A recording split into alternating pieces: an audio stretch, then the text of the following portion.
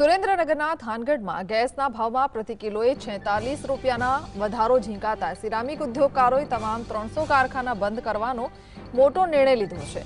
ઉદ્યોગકારોની બેઠકમાં લેવાયેલા આ નિર્ણયથી 1 લાખથી વધુ શ્રમિકોની રોજીરોટી પર સીધી અસર પડી છે। મિડલ ઇસ્ટના યુદ્ધ અને વિદેશ વેપાર ઠપ થવા વચ્ચે ગેસના ભાવ 95 રૂપિયાએ પહોંચતા ઉદ્યોગકારોમાં ભારે રોષ જોવા મળી રહ્યો છે।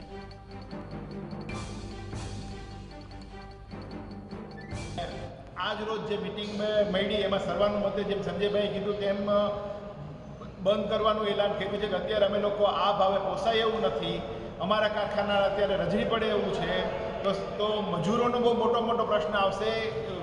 ડાયરેક્ટ ઇનડાયરેક્ટ 40,000 લેબરોને એટલે કે 40,000 ફેમિલીની સવાલ આવે છે। તો સરકારશ્રીને અમારી નમ્ર નિવેદન છે કે અમને ગમે તેમ કરીને એમાં રાહત આપે।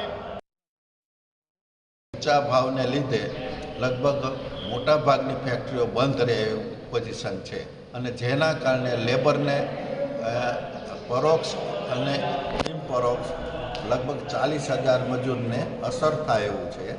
અને એમાં જો હવે અમને ફેક્ટરીઓ તો બંધ જ છે, એમાં જો જે બી અમને કંઈ ફિક્સ ચાર્જ છે એમાં રાહત આપે એવી અમારી અપીલ છે।